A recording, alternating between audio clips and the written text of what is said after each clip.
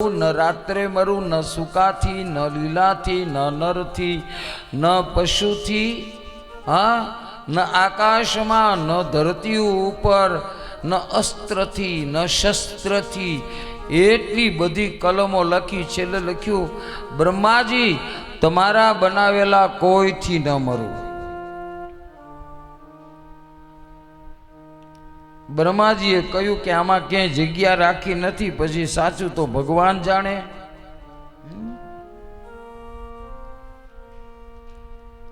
તથાસ્તુ કહ્યું। હિરણ્યકશિપુને તો અજર અમર પદવી મળી ગઈ, વરદાન મળ્યું એટલે સીધો ક્યાં ગયો?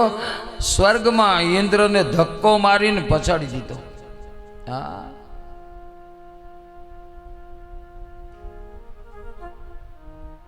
ત્રણેય લોક જીતી લીધા। એના રાજ્યમાં લોકોને જલસા, વરસાદ સમયસર થાય, ઠંડી ગરમી બરાબર પડે, ગરમી વધારે પડે તો સૂર્યને ખખડાવી નાખે, એ ઓછી કરો ઓછી કરો। હા, તમામ દેવતાઓ એની સેવામાં। ઇન્દ્ર એના પગ દબાવે, ઇન્દ્ર પાસેથી ઇન્દ્રાસન લઈ લીધું, ઇન્દ્ર એના પગ દબાવે। વિચાર તો કરો।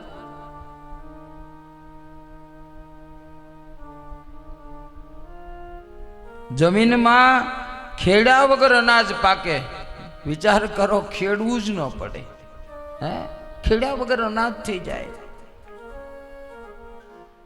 समुद्र रत्नो आपे, मोती आपे, अने ए पण वगर मांगे। समुद्र ने एम के अंदर थी मोती रत्नो आवा दो तो बारे ऊपर आवे। हाँ, एम नहीं, आनो हाको केवड़ो, आनो प्रभाव केवड़ो। ऋतुओ अनुकूल थी जाए बधी। हाँ, आ बधु बराबर, पण एक वातनु दुख, कोईनाथी भगवाननु नाम न लेवाय। जो नाम लीधु तो मर्या समझो। हाँ, कोईनाथी कोई धार्मिक काम न थाय। गामनी अंदर, शहर में के एनी वस्ती में के एनो प्रभाव एटले पृथ्वी उपर, एवुं कहेतो चाले। हिरण्यकशिपीना भाभी हता, ई भानुमती नियम हतो के रोज एक वैष्णवनु माथुं कपायेलुं जुए ने पछी ज भोजन करे। हवे आवा तो एना राज्यमां पाप थता हता।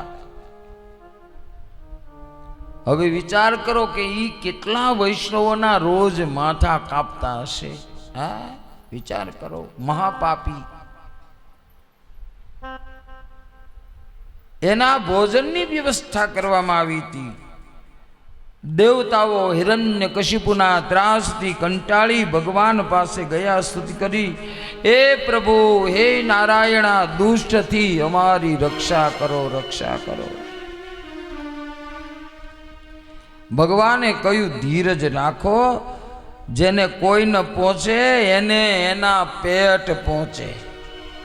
हाँ, एनो दीकरो जे प्रहलाद थशे ने ए आवशे एटले एना माटे हूँ आवीश अने प्रहलादनी रक्षा करवा माटे हूँ आने मारी नाखीश।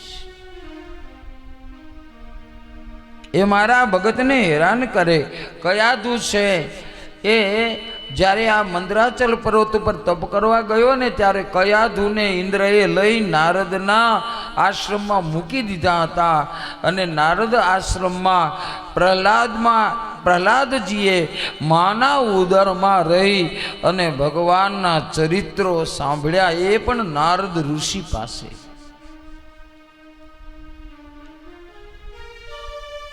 કયાધુ આવ્યા પછી એમણે 4 દીકરાને જન્મ આપ્યો। एमा प्रहलाद सौथी नाना हता। पछी तो आहलाद, उहुलाद ए बधाना नाम आप्या छे। प्रहलाद में 32 गुणों हता के ब्राह्मणों आदर करवा नु काम, चारित्र हतुं, सत्यनु पालन, जितेन्द्रिय हता, प्राणी मात्र में मित्र, श्रेष्ठियोना सेवक, वडीलोना प्रत्ये ए दीनता, बराबरी, आवा 32 गुणों कहेवाय। एवा 32 लक्षणों होय एने 32 लक्षणों कहेवाय। પણ એ 32 લક્ષણો ક્યારે કહેવાય કે 32માંથી 5 હાથ જો કોઈને હેરાન કરવાના લક્ષણો હોય તો એને 32 લક્ષણો ન કહેવાય. 32 લક્ષણો એને કહેવાય કે 32 લક્ષણ અનુકૂળ હોય. હા, એને 32 લક્ષણો કહેવાય. ભાગવતમાં પ્રહલાદજીના ગુણોનું વર્ણન કરતા જે શ્લોકો છે એના પર કાશીના શ્રી ગિરધર મહારાજે ટીકા લખવી પડી. તમે વિચાર તો કરો તો એ પ્રહલાદજીના ગુણો કેવા હશે. ન્યસ્ત ક્રીડન કો બાલો એવી બધી ટીકાઓ લખી છે. જીવનમાં પ્રેમ લક્ષણા ભક્તિનું મહત્વ છે. પ્રહલાદ જ્યારે નાચતા ત્યારે લોકો કહેતા હતા એકલો એકલો નાચે છે, પાગલ થઈ ગયો છે, પણ હકીકતમાં એ એકલા નહોતા, ભગવાન એની સાથે હતા.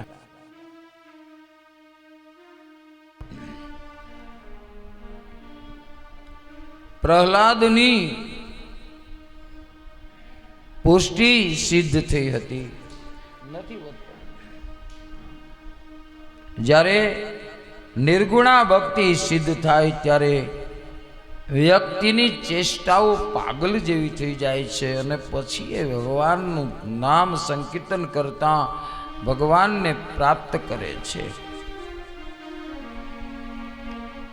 હિરણ્યકશિપુએ પ્રહલાદજીને 5 વર્ષના થયા એટલે શુક્રાચાર્યના પુત્રો એને ત્યાં વિદ્યા અભ્યાસ કરવા માટે મૂક્યા.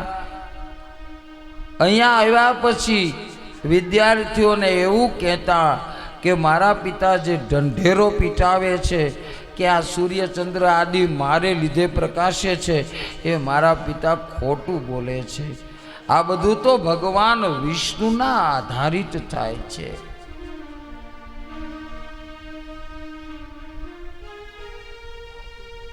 પ્રહલાદજી ગુરુજીને સામે શિક્ષા આપે છે.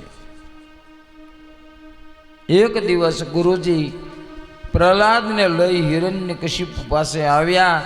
એણે કહ્યું કે આ ધર્મનો પ્રચાર કરી રહ્યા છે.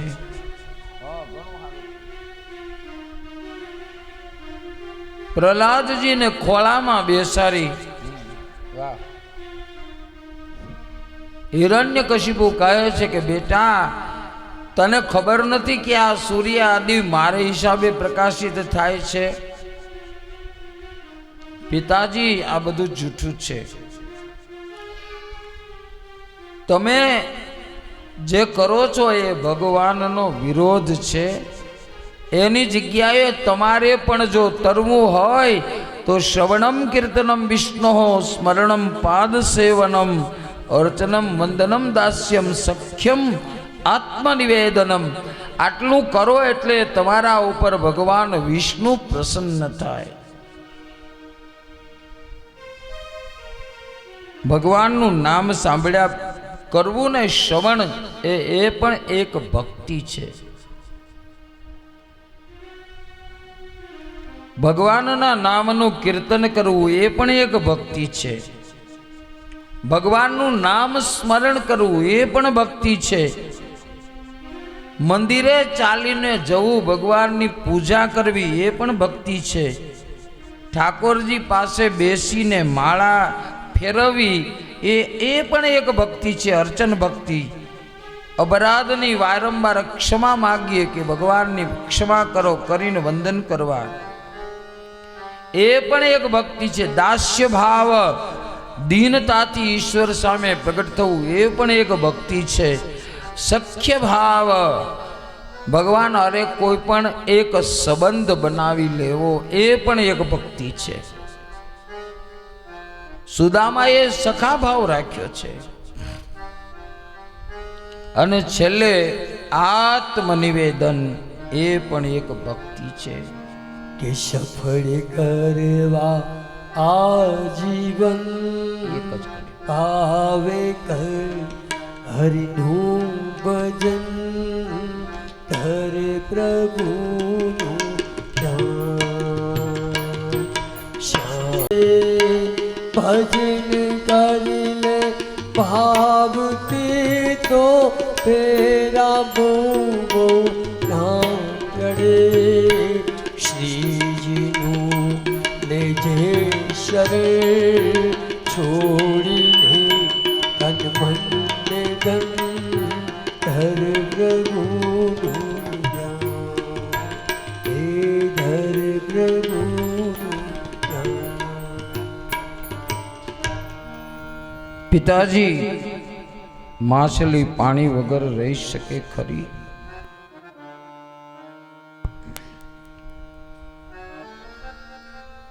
પિતાજી, મહારાજ, ભગવાન પ્રેમ કરવાની વસ્તુ છે.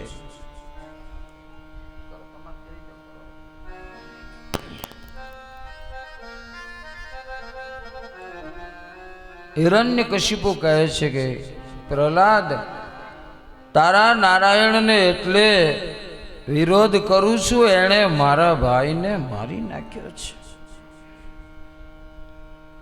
પછી એને નફરત ન કરું તો શું કરું? તો વગર કોઈને મારતા નથી. એણે કંઈક અપરાધ કર્યો હશે.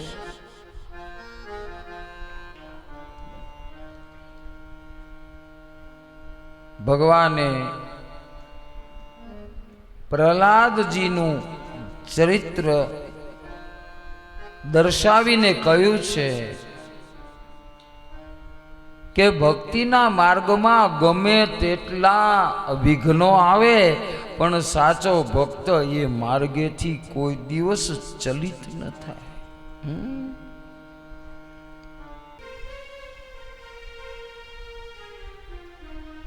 પ્રહલાદજીએ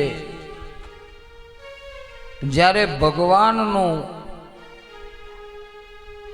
પ્રચાર કાર્ય બહુ વધી ગયું પ્રહલાદજી દ્વારા, ત્યારે હિરણ્યકશિપુ ગભરાયો.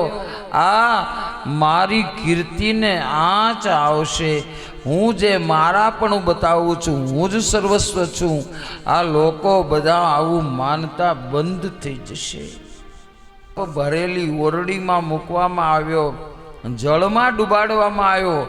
અરે એમની બહેન હોલિકા દ્વારા અગ્નિમાં જલાવી દેવાની ક્રિયા થઈ, ત્યાં હોલિકા બળી ગઈ. વારંવાર પ્રયત્ન કરવા છતાં પણ પ્રહલાદ મર્યા નહીં. કંટાળી હારી એક સમય એ પોતાના ભવનમાં બેઠો હતો. બરાબર દરવાજામાં સ્તંભ લાગેલા હતા.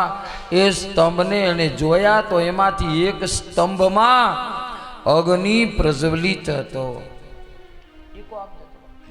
બહેનો,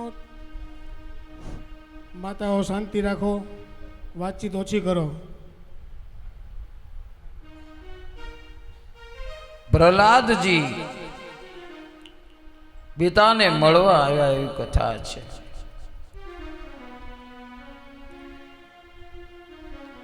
પ્રહલાદની શ્રદ્ધા અવિચલ છે. સ્તંભમાંથી અગ્નિની જ્વાળાઓ નીકળતી હતી. હિરણ્યકશિપુએ જોઈ છે. એમને તો બહાનું જોતું હતું. એ બહાનું મળી ગયું. પ્રહલાદ, અહીંયા આવ, અહીંયા આવ. જો સામે અગ્નિનો સ્તંભ છે. તું એમ કહે છે ને કે અત્ર તત્ર સર્વત્ર મારા નારાયણ બધે છે, તો પછી કહે આ અગ્નિ સ્તંભમાં છે કે કેમ? જો તારા નારાયણ હોય તો તારી રક્ષા કરશે. જા અગ્નિ સ્તંભને બાથ ભરી લે. પ્રહલાદજીએ એક દ્રષ્ટિ કરી, ધુમાડા નીકળતા હતા, પણ બીજી દ્રષ્ટિએ ભગવાને બચાવવા માટે કીડીઓની હાર જતી દેખાડી છે. અરે વાંધો નહીં પિતાજી, મને શું વાંધો છે? પ્રહલાદ દોડીને સ્તંભને ભેટ્યા. સ્તંભમાંથી ગુડગુડ ગુડગુડ ભયંકર અવાજ થયો. શેષ નારાયણ ડોલવા લાગ્યા. દુનિયામાં પ્રલય થયો હોય એવું લાગ્યું.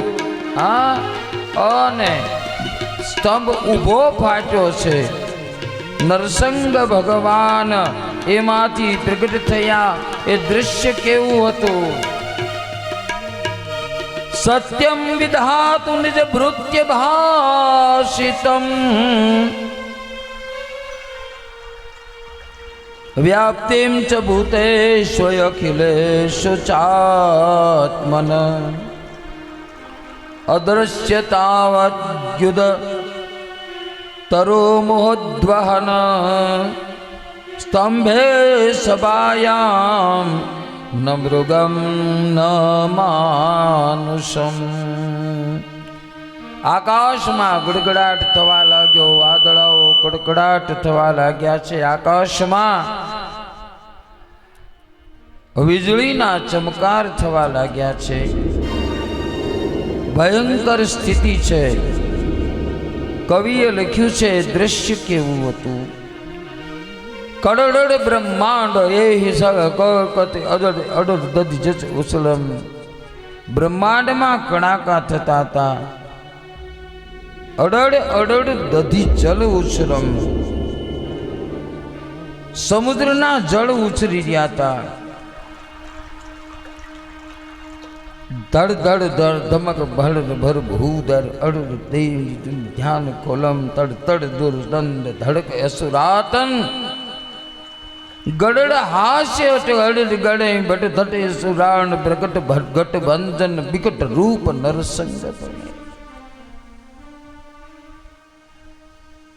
ઇન્દ્રના દરબારમાં અપ્સરાવાનો નૃત્ય તારું બંધ. અપ્સરાઓના નૃત્ય થંભી ગયા છે. ગાયોના મોઢામાંથી ઘાસના તરણા પડી ગયા છે. વાતાવરણ પલટાયું છે. લોકો આ કોઈ પ્રલય આવ્યો એવું આજ દેવી દેવતાઓ માનવા લાગ્યા એવી કથા છે. ધરતી સમુદ્રની અંદર નૌકા ડોલે એમ ડોલવા લાગી છે. આતંક ફેલાયો અને ચારેય બાજુ દોડા દોડ મચી ગઈ. એવે સમયે વૈશાખ શુક્લ 14 વિશાળ રવિ હોત અસ્ત સંધ્યાય કાલ. વૈશાખ શુક્લ ચતુર્દશી ને દિવસે સ્તંભમાંથી ભગવાન ઋષિ પ્રગટ થયા. બોલીએ નરસંગ ભગવાન.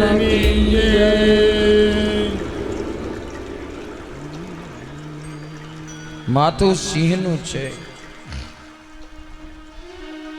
શરીર મનુષ્યનું છે. પર્વતના શિખરો જેવી દાઢી છે. અંગારા જેવી લાલ આંખો છે.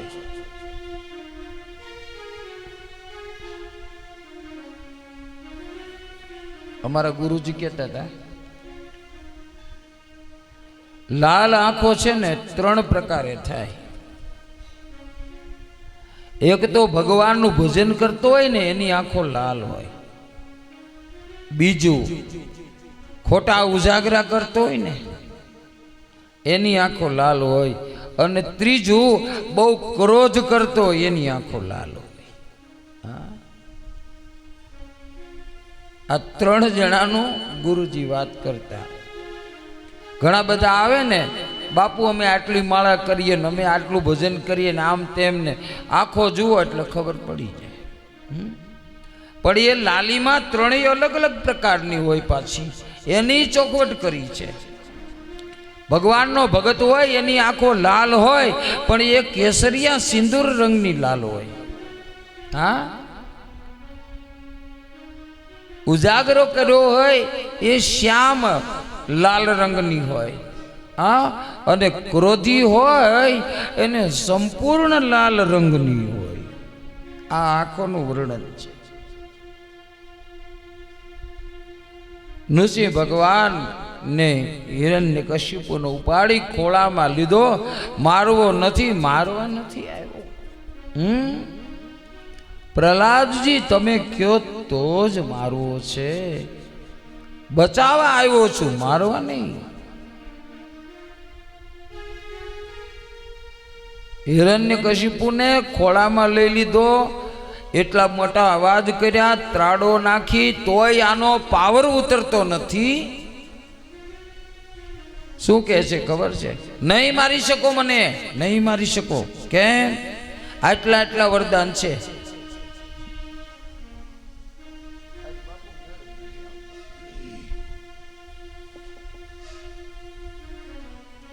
ભગવાન કે વરદાન માંડ બોલવા. એકે દિવસે ન મરું, રાત્રે ન મરું. ભગવાન કે સંધ્યા સમય છે, જોઈ લે. હા, સૂકાથી ન મરું, લીલાથી ન મરું. આ મારા નખ છે, અડધા સૂકા છે, અડધા લીલા છે.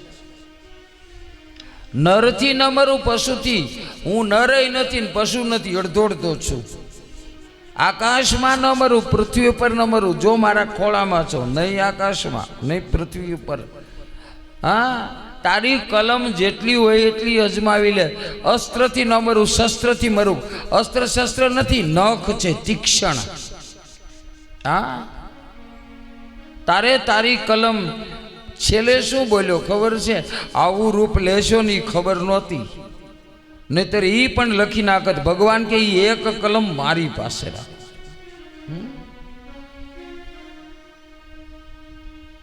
નૃસિંહે કહ્યું, આ તું બધા સમય જોઈ લે, માટે ચિંતા ન કર. પ્રહલાદજી ની સામું ભગવાને જોયું. શેના માટે? પ્રહલાદજી આપ કહો તો મારું. પ્રહલાદજીએ શું કહ્યું? પ્રભુ આ બીજી વાર છે. એક વખત એ તમારા ખોળામાં મૃત્યુ પામ્યા હતા તો એને ઘણો લાભ થયો. હવે પણ તમારા ખોળામાં મરશે તો લાભ તો થવાનો ને. પણ મહારાજ એક મારી શરત છે. શું? વૈકુંઠ આપજો. હા, પ્રભુ કહે, પ્રહલાદ આજથી વચન આપું છું કે ન માત્ર તારા પિતા પણ તારા વંશમાં હવે પછી જેટલા મરશે ને એ બધાને વૈકુંઠ આપીશ. ન સત્વમેનમ પરિતોષી પશ્યન સ્તંભસ્ય મધ્યા હનનિર્જિદાનમ નાયમ મૃગોનાપી નરો વિચિત્રમ અહો કિમ મેદનો મૃગેન્દ્ર. પરીક્ષિતે પૂછ્યું, મહારાજ થાંભલામાંથી શું કામ નીકળ્યા? બહાર સીધે સીધા નહોતું હોવાતું? પરીક્ષિતે પૂછ્યું.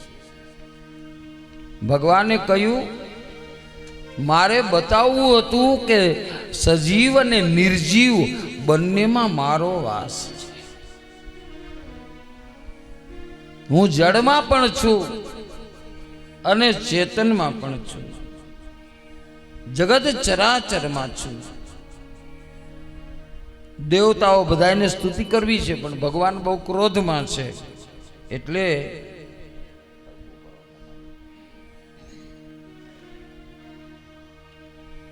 કોઈ દેવતાઓ જતા નથી, એવી કથા છે. બીક લાગે છે. ભગવાન નરસંગના પ્રાગટ્ય વખતે 17 પ્રકારના દેવોએ સ્તુતિ કરી છે. એવું લખ્યું છે 17 શ્લોકોમાં. એટલે નક્કી થાય કે 17 દેવો તો ત્યાં હતા. હા, બ્રહ્માએ ગણપતિને કીધું, પહેલા તમે બધે પૂજાઓ છો, પહેલી સ્તુતિ કરો ને. ગણપતિ મહારાજ કે એક તો મારું મોઢું હાથીનું અને એનું મુખ સિંહનું, એક ઝપટ મારે તો મારો તો વારો નીકળી જાય. હા, હું નહીં જાઉં.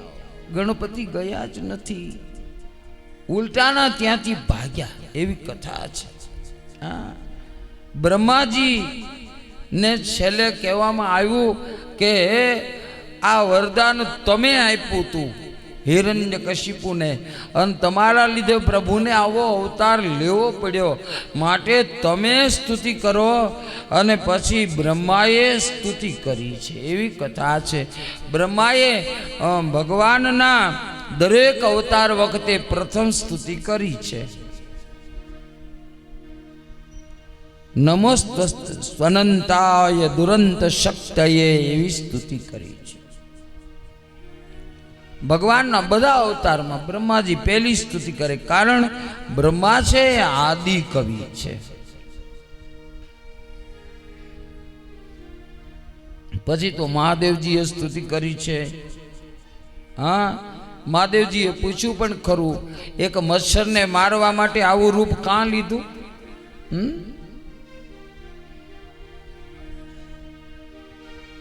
ભગવાને હસ્યા છે, પણ આંખોમાંથી ક્રોધ ટપકે છે. મહારાજ, આપ ભક્ત વત્સલ છો, આટલો બધો ક્રોધ કરવો યોગ્ય નથી, શિવજી કહે છે. ઋષિઓ ત્યાં આવ્યા, એણે પણ ભગવાનની સ્તુતિ કરી. સિદ્ધોએ, વિદ્યાધરોએ, નાગ દેવતા હતા, એમણે પણ સ્તુતિ કરી છે. મનુ મહારાજે પણ ભગવાનની સ્તુતિ કરી. એવી કથા છે. હિન્દુઓનું બંધારણ છે ને ભાઈ આપણું બધું, કે પ્રાતઃકાળથી સાયંકાળમાં તમે સુવો ત્યાં સુધીમાં ધર્મની રીતે આપણે શું શું કરવું જોઈએ, હા, એવા બધા નિયમો બરાબર ચેક કરવા હોય તો મનુસ્મૃતિમાં ગંધર્વોએ સ્તુતિ કરી, ભગવાનના પાર્ષદોએ સ્તુતિ કરી. ભગવાન, અમે આપની પાસે વૈકુંઠમાં કાયમ રહીએ, પણ અમે આપનો આવો ક્રોધ કોઈ દી જોયો નથી. શાંત થાવ, શાંત થાવ. દેવતાઓની સ્તુતિથી ઋષિ ભગવાનનો ક્રોધ શાંત ન થયો, એટલે લક્ષ્મીજી ભગવાન પાસે આવ્યા અને બધા દેવતાને થયું કે હા, હવે એમના ઘરવાળા આવી ગયા છે શ્રીમતી, હવે શાંત થઈ જશે જરૂર. હા, અને જેવા લક્ષ્મીજી પાસે ગયા અને મુખ પોળું કરી અને ઋષિ ભગવાને જે ગર્જના કરી, લક્ષ્મીજી મૂર્છિત થઈ ગયા, બેભાન થઈ ગયા. લક્ષ્મી બે પ્રકારની છે, દૈવી અને આસુરી. લક્ષ્મી ભગવાન પાસે જતા ગભરાય એ આસુરી લક્ષ્મી. આસુરી લક્ષ્મી કોને કહેવાય? જેની લક્ષ્મી ભગવાનના કે ધર્મના કોઈ કાર્યોમાં વપરાય નહીં ને, એ આસુરી લક્ષ્મી. પણ ભગવાન પાસે રહેવું ગમે એ દૈવી લક્ષ્મી છે. પ્રહલાદ ધીમા પગલે ભગવાન પાસે બીતા બીતા ગયા છે. હિરણ્યકશિપુ છે એને નખથી વિદાર્યો છે, અને પછી ભગવાને પ્રહલાદને ખોળામાં લીધા અને એનું મુખ ચાટ્યું. એવી કથા છે. પ્રહલાદજી પાસે પ્રભુએ ક્ષમા માગી છે. એ પ્રહલાદ, મને આવતા બહુ મોડું થયું દીકરા, મને માફ કરજે.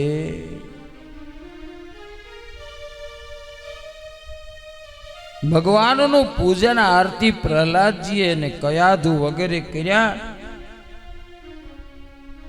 પ્રહલાદે સ્તુતિ કરી છે. બ્રહ્માદય સુરગણા મુનયોત સિદ્ધા સતવૈકતાન મતયો વચસામ પ્રવાહૈ નારાધિતો પુરગુણૈરધુના પિપ્રો કિમ તોષ્ટુમર્હતિ તમે સમે હરિરોગ્રજાતે. પ્રહલાદની સ્તુતિમાં દીનતા છે. દીનજનો ભગવાનને બહુ ગમે છે. દીન એટલે આર્થિક લેવલ નીચું હોય એને દીન ન કહેવાય, પણ ભગવાન માટે થઈ અને અલૌકિક ભાવ રાખનારો વર્ગ એને દીનજનો કહ્યા છે. પ્રહલાદે સ્તુતિ કરી. ભગવાન કહે છે પ્રહલાદજી માગો. પ્રહલાદજી કહે પ્રભુ જો આપ રાજી થયા હો એને તો એટલું જરૂર કરજો, શું મને માગવાનું મન જ ન થાય, મારે માગવું જ નથી પ્રભુ, કશું જ નથી માગવું. ભગવાન કહે તારે માગવું નથી પણ મારે આપવું છે. આટલા વર્ષો સુધી દૈત્યોનો રાજા બનીને રહેજે પ્રભુ. એ બધું ઠીક છે પણ મહારાજ મારું મન ભટકે છે, આપની ભક્તિમાં ચોંટતું નથી. ભગવાન કે હાલે લે, હવે તારી ભક્તિને લીધે તો મારે આવું રૂપ લેવું પડ્યું, અહીંયા ધક્કો ખાવો પડ્યો, અને તું કેવી વાતો કરે છે. ના પ્રભુ બતાવો. માણસનું મન ભટકે. મન ભટકવાનું કારણ શું છે? મન ભટકવાના 8 દોષ છે. 8 મન ભટકવાના 8 દોષ છે. મન ખોટા માર્ગે જાય છે એ દુરિતમ મન પાપી છે. દુષ્ટમ મન દુષ્ટ છે, દોષોથી ભરેલું છે અને બીજાના દોષો જોવાનું કામ કરે છે, એ દુષ્ટ મન છે. એક મન અસાધુ છે, કુટિલ છે, વાંકું છે, કરવાનું કામ ન કરે, ન કરવાનું કામ કરે, એ મન અસાધુ. તીવ્રમ મન રખડતું છે.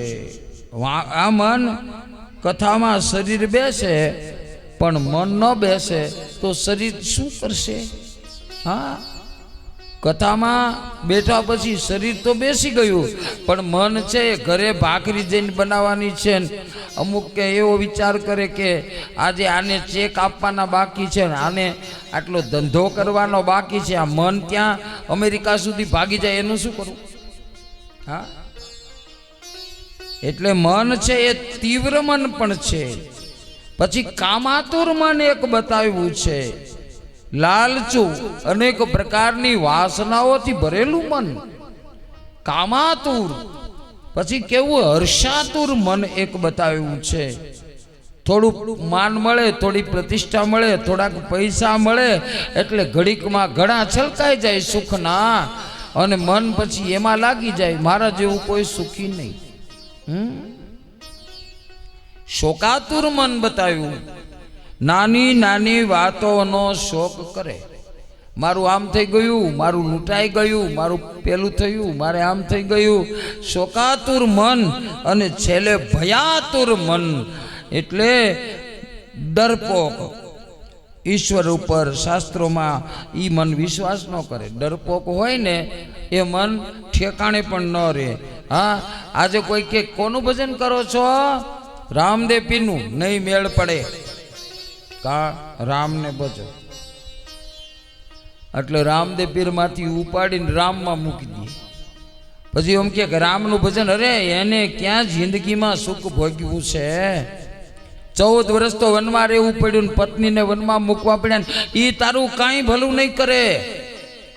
તો કાનુડાને ભજ, કાનુડાને. હા, એમ સ્થાન બદલતું રહે. એ મન કેવું? ડરપોક મન, એકદમ ડર્યા કરે અને એક ઠેકાણે સ્થિર ન રહે. મન પાપી હોય તો આપણને ખોટી સલાહ આપે. સત્સંગમાં જવાનું હોય, અરે ભાઈ સત્સંગમાં ગયે શું વળે, એના કરતાં વયા જાઓ ને કોસ્મોપ્લેક્સમાં, મજા આવશે. આ મનનું કામ. સત્સંગ એક બાજુ રહી જાય ને કોસ્મોમાં ઘૂસી જાય. હા, કાં કે કોસ્મોમાં નથી જવું. હા, હવે એવું ક્યાંય ગયે કાંઈ સુખ ન મળે, ઘરે નીચા શાંતિથી સુઈ જાઓ, જાઓ, ઊંઘો, ઊંઘો. સારા કામમાં મન ઊંધી સલાહ આપે, કારણ મનમાં પાપ છે. રામાયણમાં લખ્યું છે આ બધી વસ્તુમાં કોણ વસ્તુ આવું બધા વિચાર કોણ કરાવે? તુલસી પૂર્વકે પાપ સે હરી ચર્ચા ન સોહાય.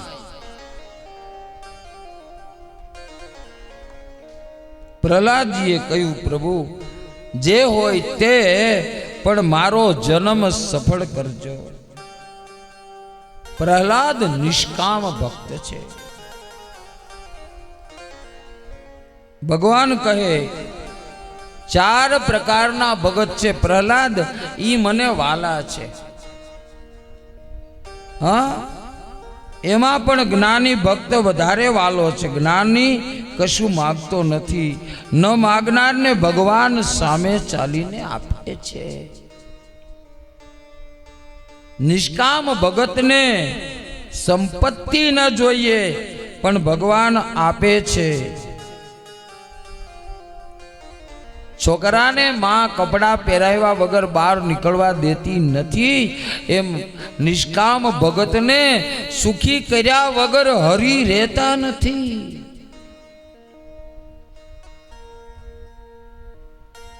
સકામ ભગત કોને કહેવાય ખબર છે? એ પ્રભુએ આપેલી સંપત્તિનો સદઉપયોગ કરે. અમારે મયુર બાપુ ને ત્યાં હું એક વખત ગયો તો ભોજન કરવા માટે. આમ બહારથી લાગે તો કોઈનું મકાન છે. જયેશભાઈ, અંદર ગયો તો મહારાજજી બિરાજતા હતા, બારણાની સામે સરસ મજાના ફોટો. હું અડધી કલાક તો ખાલી બેન પ્રતિભાબેન અડધી કલાક તો એ જ વિચાર કર્યો કે આ મંદિર છે, ઘર છે, શું છે. અને અંદર બહાર ગયો તો લોકો બધા ભોજન કરતા હતા. બહાર રસોઈ બને, અંદર બને. હાથ મેં હું દર્શન કરવા ગયો હતો. મને ખબર નહીં, અમારે પ્રફુલભાઈ લઈ ગયા હતા મને, ત્રિવેદી અમારા કથાકાર. તો એક ગૃહસ્થી અને આટલી બધી સેવાઓ, આટલું બધું કામ. હા, અહીંયા સકામ ભક્તિનો આ જીવતો જાગતો દાખલો છે કે પોતાને આપેલી સંપત્તિ, પોતાને આપેલું ધન એ પરમાર્થે વાપરે છે. પ્રહલાદ, તારી ભક્તિ તારા ઘરના તો ઠીક કીડે મકોડા હે ને તારા રાજ્યમાં હશે, મને એને પણ મને એમ થાય કે બધાને ઢગલા મોટે હું વૈકુંઠમાં લઈ જાઉં. પ્રહલાદજીની બધી પેઢીઓમાં આજ આનંદ વર્તાયો છે એવી કથા છે. પ્રહલાદજીનો ઉદ્ધાર કર્યો આ કથા યુધિષ્ઠિર વગેરેની હાજરીમાં થઈ છે એવો પ્રસંગ છે. નરસિંહ ભગવાનની કથામાંથી બોધ લેવાનો છે કે આપણું શરીર ભલે મનુષ્યનું હોય પણ માથું સિંહનું રાખવું, જગતમાં ગૌરવથી અસ્મિતાથી જીવવું જોઈએ. બાપણા બિચારા બનીને જીવવું નહીં કોઈ દિવસ. હા, કદાચ કોઈ આપત્તિ આવશે તો આપણા જેમ નરસિંહ ભગવાને રૂપ બદલીને પણ પ્રહલાદની રક્ષા કરી, એમ આપણો રક્ષણહારો બેઠો છે. હા, એવી ચિંતા ન છોડી દેવી કે મારું કોઈ નથી. અહીંયા સપ્તમ સ્કંદ ભગવાનના ચરણોમાં વાલંબ્યા પરિવારના સર્વ પિતૃઓ વગેરેના મોક્ષ માટે અર્પણ કરીએ. 2 મિનિટ માટે હરિનામ સંકીર્તન 8મા સ્કંદમાં જતા પહેલા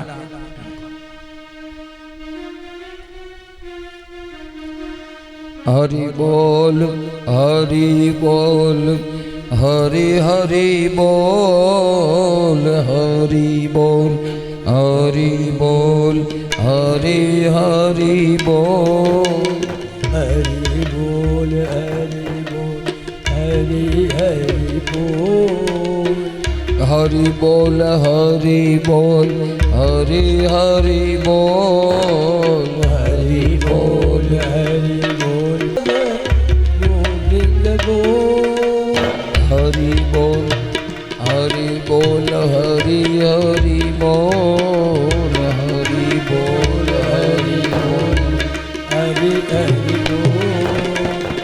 કૃષ્ણ કેશવ શ્રીધર બોલ, કૃષ્ણ કેશવ શ્રીધર हरि बोल कृष्ण केशव गिरिधर बोल कृष्ण केशव बोल हरि बोल हरि बोल हरि हरि बोल हरि बोल हरि मुकुंद माधव गोविंद बोल मुकुंद माधव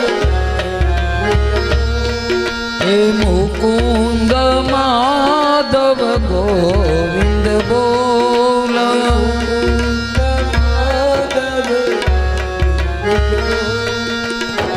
हरि बोल हरि बोल हरि हरि बोल हरि बोल हरि बोल हरि हरि बोल हरि बोल हरि बोल हरि हरि बोल हरि बोल हरि बोल हरि हरि बोल कृष्ण केशव गिरिधर बोल कृष्ण केशव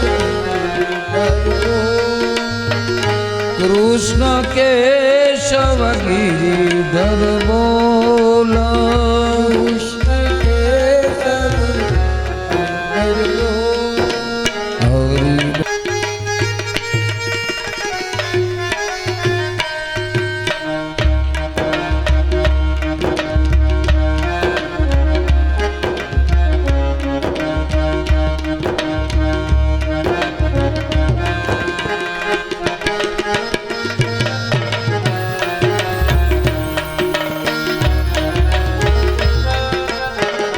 राधे राधे तेरे कष्ट सभी मिट जाएंगे राधा के पीछे श्याम स्वयं तेरे द्वार पे दौड़े आएंगे तू सुमिरन कर राधे राधे तेरे कष्ट सभी मिट जाएंगे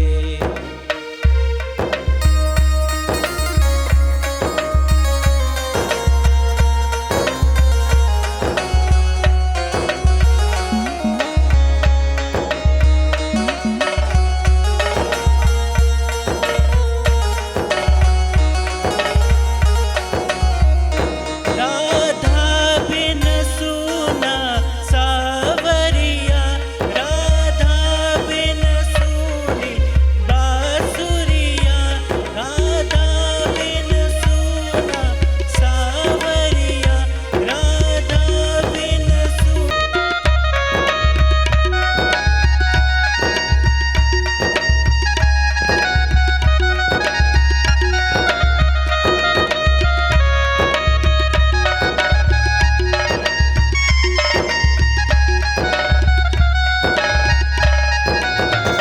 ब्रज मंडल की गरिमा राधा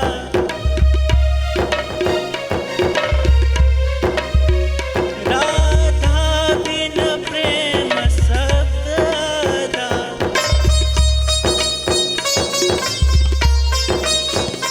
जितना भी ध्यान धरो साका राधा बिन याद न आए तू सुमिरन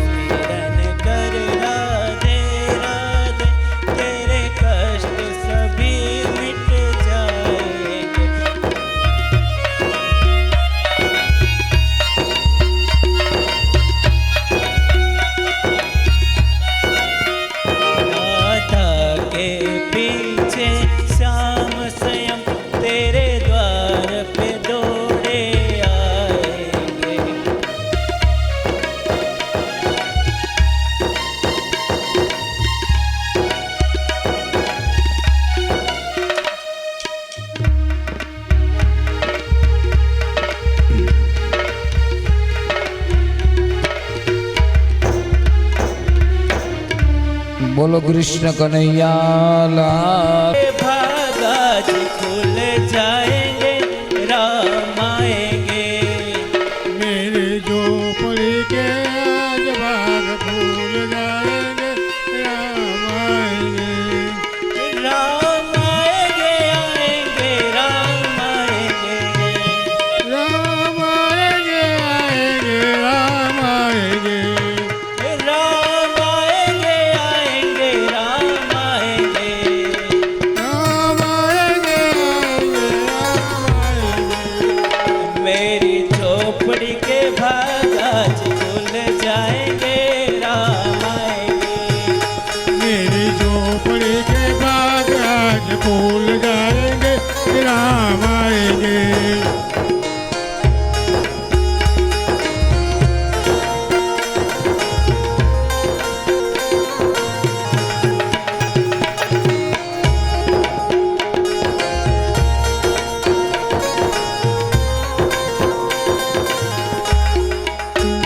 राम आएंगे तो अंगना सजाओगे।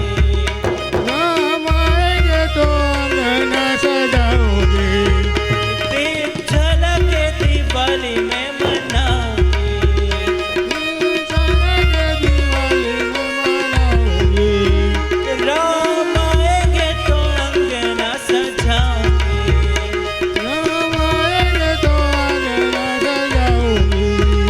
दीप झलके दिवाली में मनाओगे। चलेंगे दिवाली में मनाओगे। मेरे जन्म के सारे पाप मिट जाएंगे, राम आएंगे। मेरे जन्मों का पाप सारे मिट जाएंगे, आज राम आएंगे। राम आएंगे, आएंगे, राम आएंगे। राम आएंगे, आएंगे, राम आएंगे। मेरी झोपड़ी के भागाज खुल जाएंगे, राम आएंगे। मेरी झोपड़ी के बाग आज फूल जाएंगे, राम आएंगे।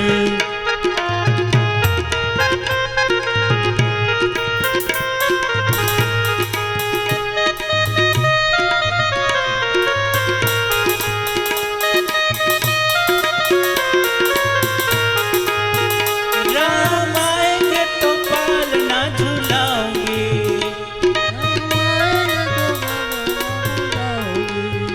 मीठे मीठे में भजन सुनाऊंगी।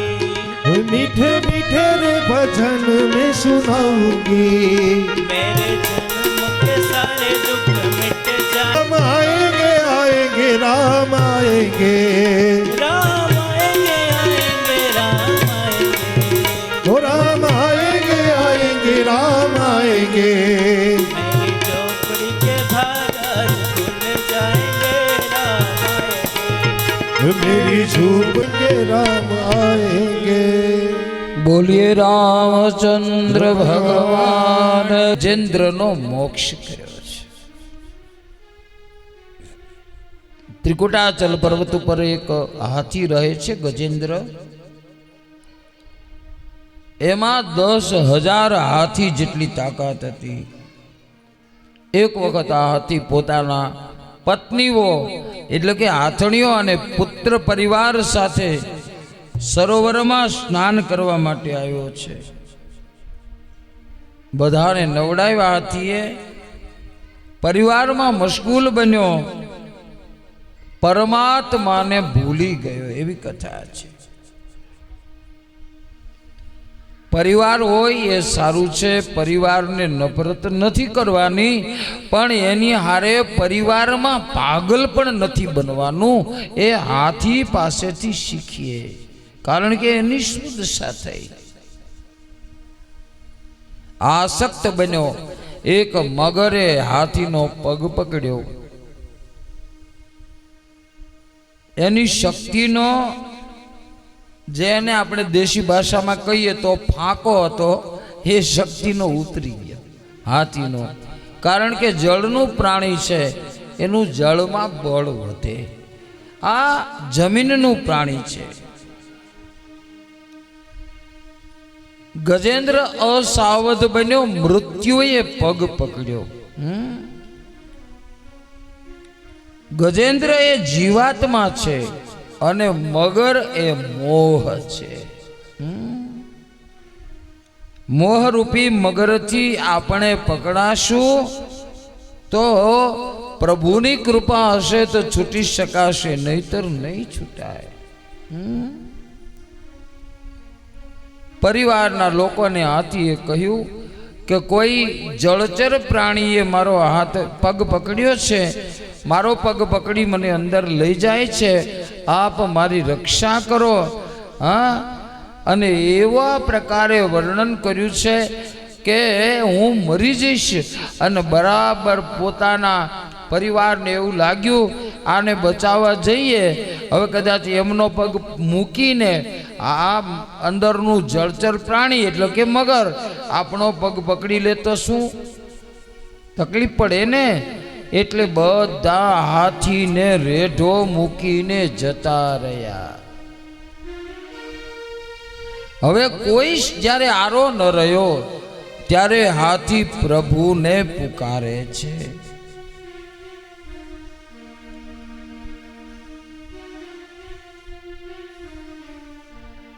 સ્તુતિ કરે છે, પ્રાણી છે. હે મહારાજ, હવે મને ઉગરવાનો કોઈ આરો નથી રહ્યો, આપ કૃપા કરો. 4 પ્રહર યુદ્ધ ભયો, કેટલું બધું લડ્યો છે. નાક કાન ડૂબન લગે કૃષ્ણ કો પુકારે. જ્યારે શ્વાસ લેવા માટે સૂંઢ બારી રહીને પછી ભગવાનને કહે છે કે હવે બચવાનો કોઈ આરો નથી, કૃપા કરો. ત્યારે શ્રી હરિ એ ગરુડ લઈને પધાર્યા છે. ભગવાનને એક કમળ અર્પણ કર્યું છે પ્રાણી હોવા છતાં.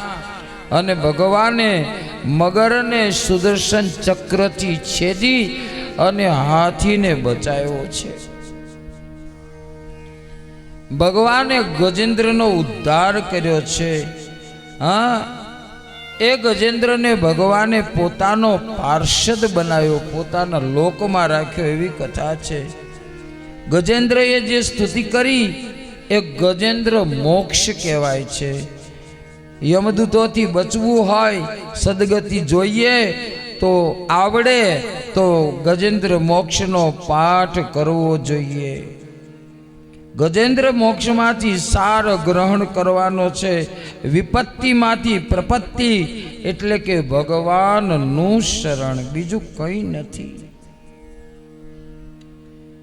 એક વખતનો સમય છે, ઇન્દ્રને કોઈ દિવસ જે કોઈનું કલ્યાણ ન કરે એવા દુર્વાસાએ માળા આપીને પછી એ માળા એમણે હાથીના કુંભ સ્થળ ઉપર મૂકી અને એ માળા હાથીએ જ્યારે ઐરાવતે કચડી નાખી. દુર્વાસા ક્રોધે ભરાયા. એ કથા આવી અને ઇન્દ્ર ગભરાઈને ભાગી ગયો. બરાબર એ જ વખતે પ્રહલાદના વિરોચન ને વિરોચનના બલી એને શુક્રાચાર્યએ કહ્યું કે તમે કંઈક પ્રયત્ન કરો કે જેથી કરીને તમારે વારંવાર દેવતાઓ સાથે યુદ્ધ ન કરવું પડે. બરાબર દેવતાઓ પણ એ વખતે ભગવાન વિષ્ણુ પાસે આવ્યા, પ્રભુ અમારા ઉપર કૃપા કરો ને, અમે વારંવાર મરવાની બીકે મેરુ પર્વતમાં છુપાઈ જઈએ છીએ, મહારાજ કૃપા કરો. ભગવાને કહ્યું કે તો અજર અમર બનાવી દઉં ને. હા, સમુદ્ર મંથન કરો, અમૃત સમુદ્રમાં રહેલું છે.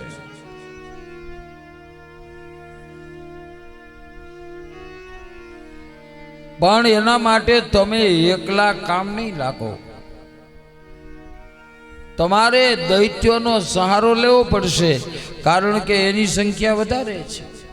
અને તમે માફ કરજો, ભારત હોય કે કોઈ પણ કન્ટ્રી હોય, દેશ હોય, ત્યાં સજ્જનોની સંખ્યા બહુ ઓછી જ હોય. હા,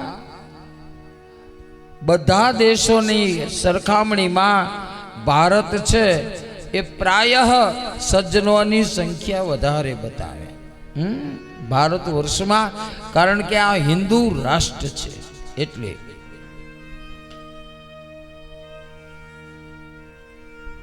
બલિની પાસે જાજો અને આ તમારું સમુદ્ર મંથનની વાત કરજો, આટલું કરજો એમ કહ્યું. બરાબર એ જ વખતે ઇન્દ્ર વગેરે બલિ પાસે ગયા અને ઇન્દ્ર કે બલિ, અમારી પાસે એક સમુદ્ર મંથનની એક ક્રિયા છે, એમાં અમૃત નીકળે અને અમર બની જઈએ. આ વારંવાર મુસીબતો આવે ને બધી કેટલી બધી તકલીફો. બલિ કહે કઈ વાંધો નહીં, કરો.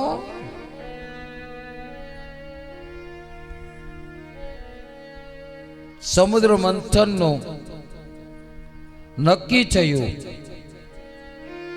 દૈત્યો ઇન્દ્રને કહે છે નેતના છે ના કરશું. હા, રવૈયો કોનો કરશું? હા, રવૈયો રાખશું કોની માથે? સમુદ્રમાં. એનું ઉપર પણ કઈ જોઈએ ને રક્ષા માટે. હા, ભગવાન પાસે આવ્યા.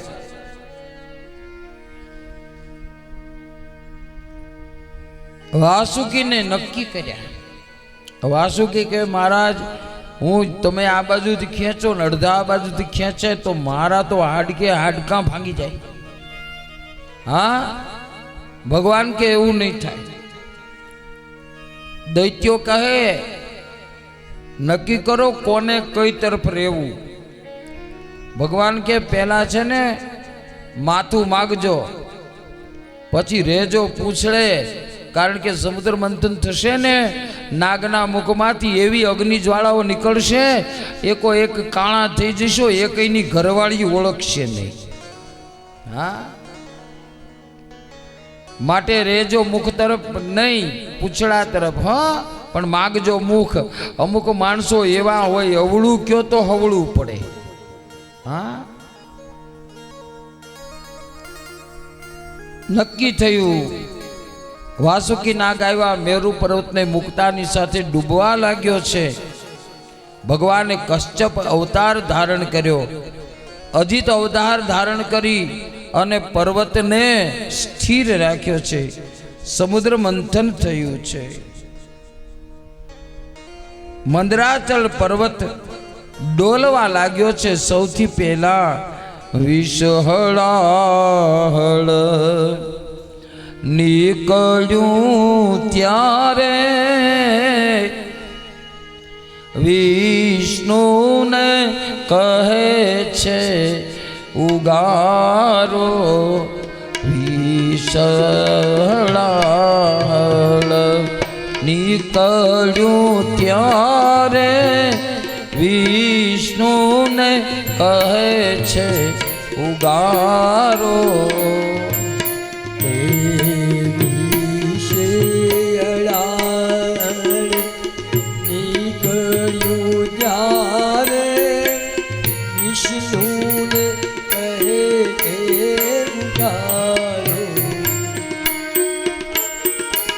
વિષ્ણુ કહે કાર્ય કઠણ છે.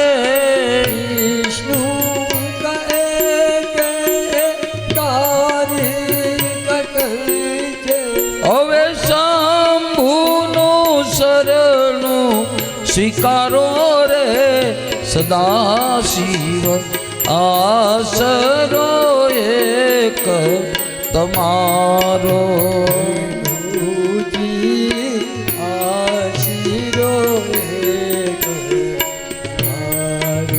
એ ભોળાનાથ આસરો એક તમારો.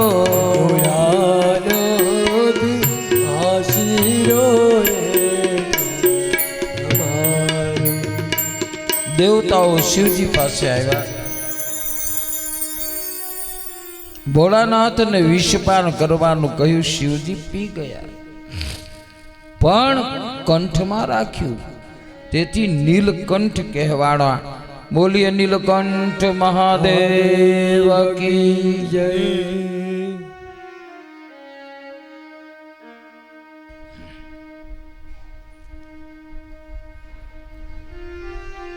ભોળાનાથ વિષ પીને આવ્યા. જો હવે પાછો પતિ પત્નીનો પ્રસંગ આવ્યો. માતાઓ બહેનો